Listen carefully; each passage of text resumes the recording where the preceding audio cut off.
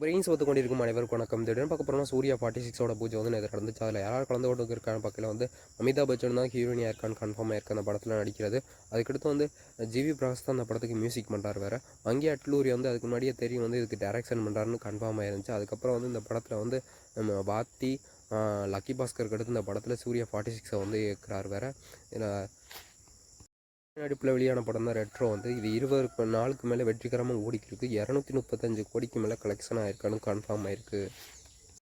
சூர்யா ஃபேன்ஸ்லாம் எதிர்பார்க்குறது வந்து வாடிவாசலோட ஷூட்டிங் எப்போ எதிர்பார்க்கலாம் வந்து நவம்பரில் தான் ஷூட்டிங் ஆரம்பிக்க போகிறாங்க. அது தகவலில் இருக்குது.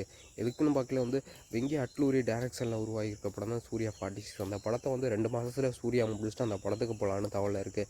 ஏன்னா வந்து வெற்றிமாறன்ட்ட போனால் வந்து 1 வருஷத்துக்கு மேலே ஷூட்டிங் இருக்குன்னு வந்து சூர்யாவுக்கு தெரியும். அதனால தான் வந்து ஷூட்டிங்கை வந்து 46 முடிச்சுட்டு சூர்யா இவர்கிட்ட போகலாம், வெற்றிமாறன்ட்ட போகலான்னு சூர்யா போயிருக்காரு.